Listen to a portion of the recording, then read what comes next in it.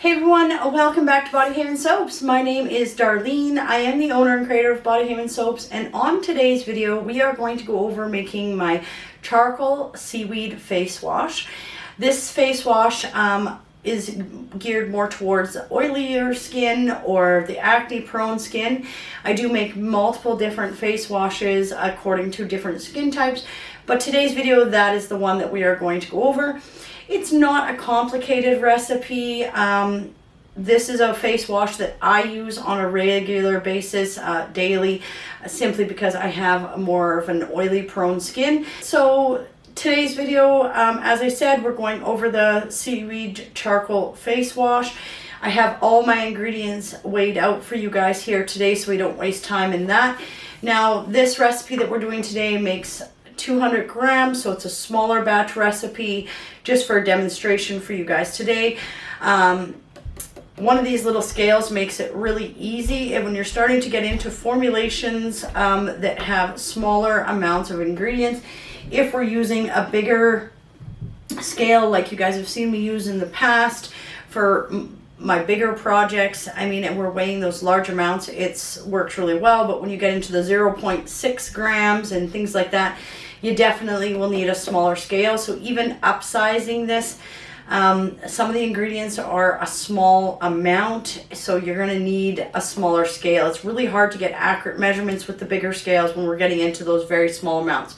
So I just picked this one up off of Amazon. They're not that expensive, but they're really handy if you're going to get into formulating recipes like these ones. All right, so let me just move the camera and we will get into making this.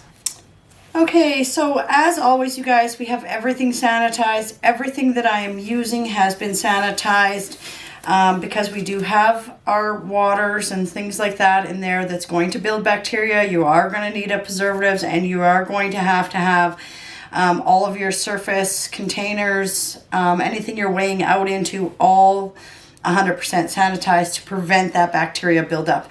I really can't stress sanitization more. Okay, it has to be sanitized. Okay, so to start off the base of this, as I said, I had everything weighed out. I have my glycerin. So we have a few different phases. So phase one is going to be our glycerin, and I have 6 grams of glycerin in this recipe for 200 grams. And then I have the anthem gum, okay? And we have 2 grams of the anthem gum.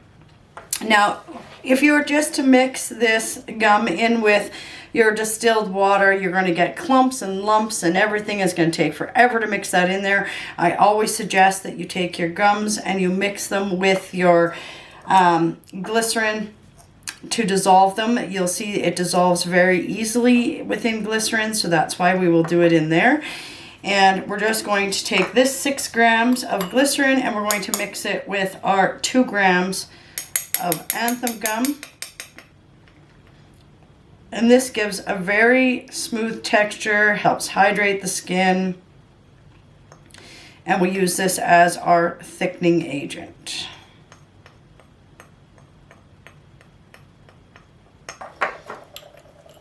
So we just stir this in, and you'll see that this mixes up quite easily, no lumps or anything like that. That's all I have to do to get that to a place of where there's not a lot of lumps in there, as you can see.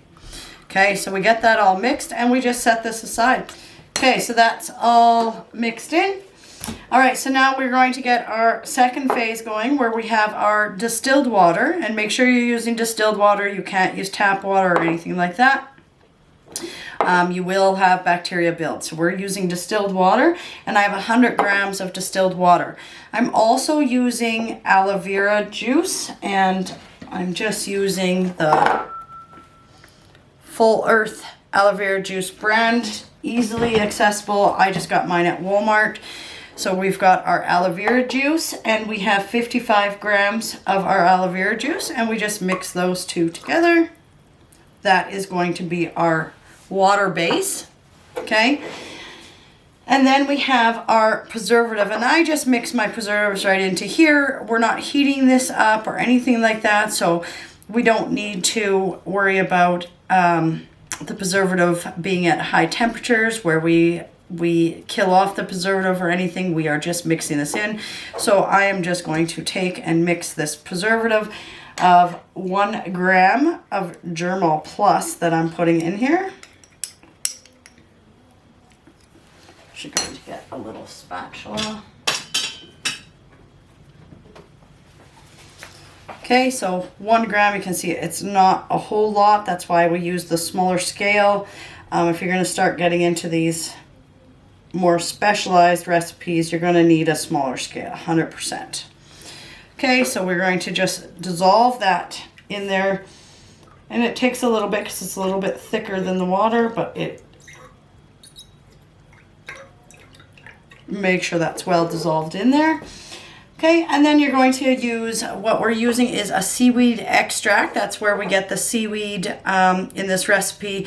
And seaweed extract is amazing on the facial skin. I use it on in quite a few of my recipes for my facial care products. It really does help with collagen building, moisturization, those types of things. And I find it really helps with my oily skin.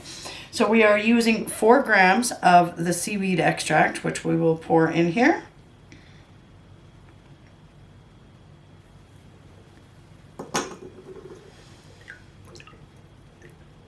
Okay, and then into this, I'm going to mix in my charcoal powder. Now, charcoal powder is very airborne, so if you're using this, it's suggested to wear a mask. You will have tons of fine particles in the air that you are going to be breathing in. And even though charcoal is something that is very good for our bodies, it is not good for our lungs. So make sure that you're wearing the appropriate protection so that you're not breathing in this fine powder. All right, and it is a very fine powder, and you will see it in the air. All right, so 1 gram of charcoal powder to this, and I'm just going to mix it right in here to my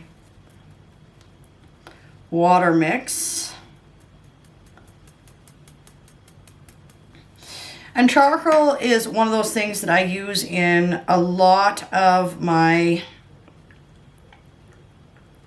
products for acne, oily skins. It does help open up the pores, draw the toxins out, bacteria that may be building inside your pores, creating the acne.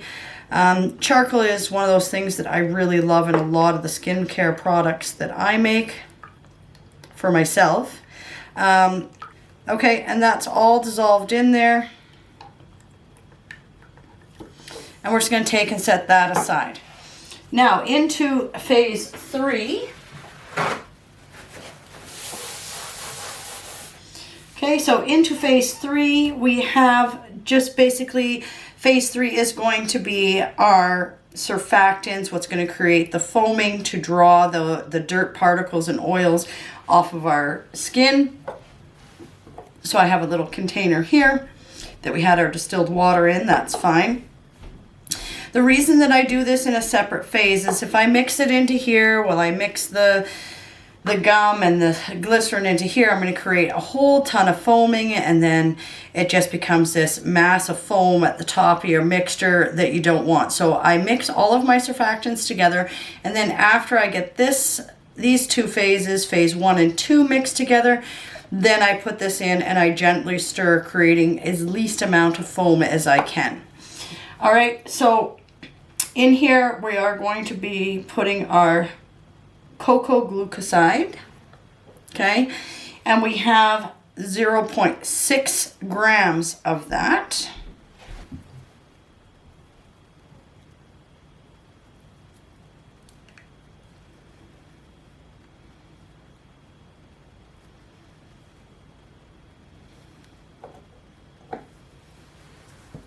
Okay, and then we have our cocoa betaine, and we are going to put in 14 grams of the cocoa betaine. Okay, and then I also have 6 grams of foaming oats, which adds a soothing feeling to the face wash. It helps calm the skin, hydration.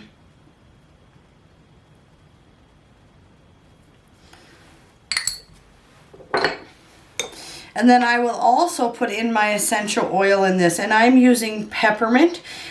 You could use a tea tree oil for the face, would be good in a face wash like this, but I like the cooling effect of the peppermint. It makes my skin feel very fresh and clean. So I am putting in 0.6 grams of the peppermint essential oil.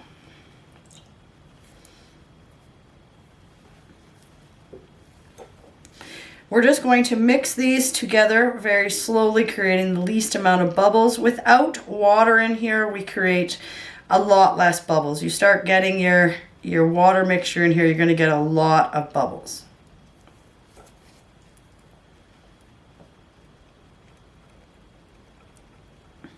As you can see, this is thick, so it's not creating all of those bubbles. And then we just set that aside. Okay, so this is sat long enough. This is all stirred in there. We're going to get our phase 1 and we're going to mix it into our phase 2. You will see the gum start to thicken this and create a base that's going to suspend the different types of ingredients we're putting in here. Keep our surfactants, everything blended well together. All right, and we're just gonna slowly mix this and get this all mixed in. And the longer you let this sit, the thicker this will become. But because we mix that into the glycerin, we won't have lumps or anything like that in here. That's why we mix it separately. And I can see the viscosity of this changing already. That was a liquid, and now you can see that it's starting to get all jelly.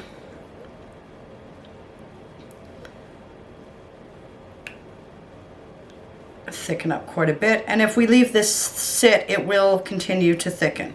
We'll get all of our ingredients mixed in here once we feel that we have this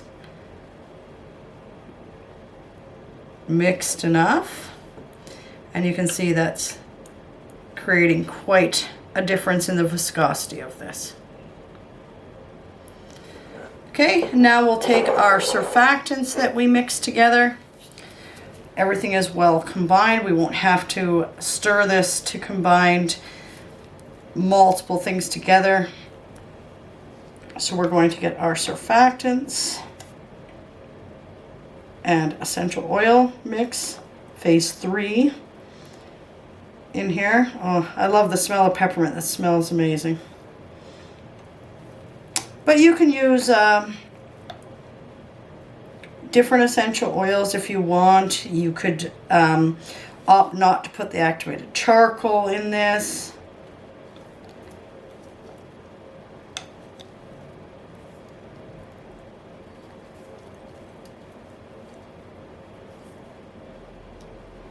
That I wanted.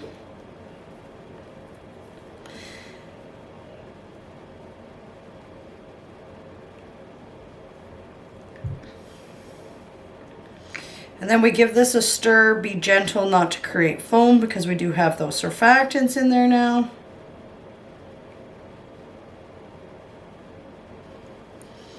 Okay, and we are going to leave this sit for about half an hour. So I'm just going to cover it with some saran wrap. I'm going to leave this sit. I'll clean up what I got going on here. We will do our pH testing, and then we will put it, I'll show you how I bottle this. Okay, so we are going to test the pH of this prior to bottling it. You want to make sure that you're testing every batch. The skin is kind of a delicate, especially the facial skin, and we don't want to change the pH too much. Now, our skin is naturally designed that if it comes in contact with a high pH or a low pH, the body does try to compensate for it, and it should correct to the proper pH. But if we go too far out of the pH range, and we're doing this on a daily basis, we're actually causing our bodies to work too hard, if that makes sense. So we want to try and use things that are closer to the normal pH of the skin so that we don't have as much natural adjustment taking place after we've washed our face I just finished calibrating my pH meter. I really like this meter. I can test thicker solutions and stuff with this. I will link it in the description box below. We do have other options like these pH sticks. You can get the paper ones. These are a plasticky type one. Now, when we're doing something, unfortunately, when we start to get into thick viscosities and a darker color like this, as you can see, it's going to be very hard to see what the pH of this is because the blackness sticks to it when we're using, and it will actually change the color. So it's a little harder for you to see what the pH of this actually is on, say, a stick, or even like the paper one would be even harder. This being plastic, I can see that this one is, you know, definitely a 7 range for sure. Okay, so this is definitely at a pH range of about 7. Now, it's not as specific because it could be 7.6, 7.8, but it's in that 7 range. So with the plastic one, I can kind of see it. Let me grab a paper one and show you. I do have a whole video on testing your pH that you guys can look at, but according to this stick here, we're around a pH of 7, which is neutral. And then you can see on here, it does change the color of the paper quite a bit because of that activated charcoal and stuff in there. But once again, it's just by looking, I can tell it's in a range of about 7. Okay. Now, if I was to take my meter here, and let's just use one of these and one of these, and I was to take my meter, and I just need a little bit to cover the tip, so we'll pull some of that out. And I was to take my meter and submerge it in there and just wait to see what it measures. I will get a very precise measurement of the meter.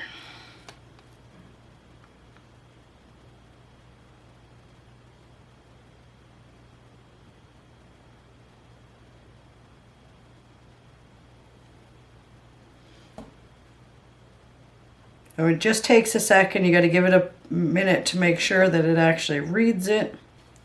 And you can see that I have a 6.79, that we were at a 7. Okay, so we need to readjust the pH. We want to adjust the pH to about a 5.5. That's what I'm going for a facial wash. So I'm going to go ahead and readjust this. If you guys aren't sure how to readjust your pH, I do have a video on readjusting pH. There's many videos out there with that information for you guys. But I'm just going to adjust this, and then I will show you how I package this and the mixture, how sudsy it is. Okay. All right, so I'm going to package mine in this frosted glass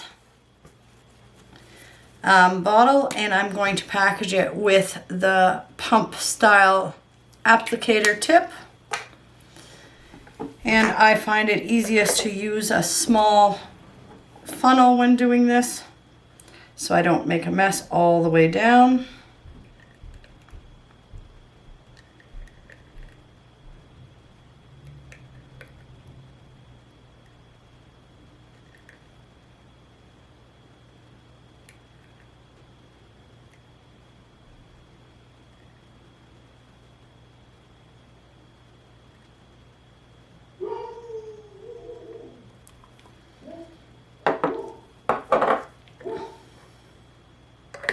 Can see that keeps the bottle very clean and tidy, so I'm not getting it all on the outside.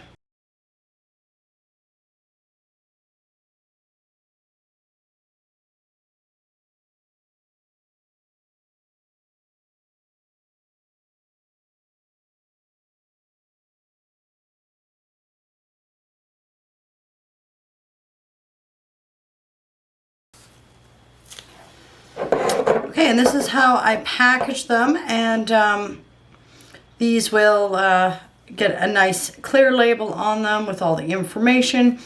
I really like the flaw with my face washes and stuff. I really do like the frosted glass.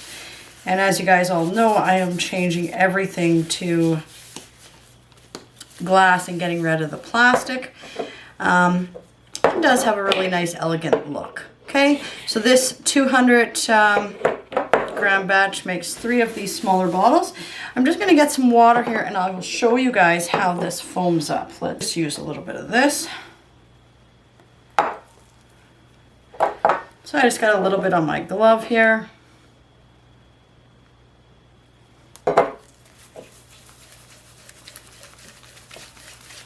And it smells amazing.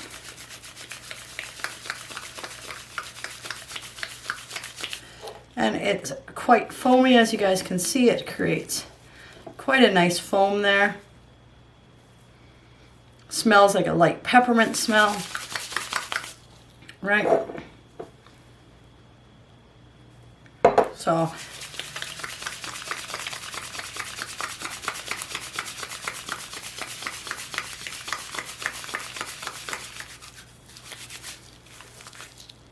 that was just a small amount on there. You can see how much foam. This stuff works amazingly.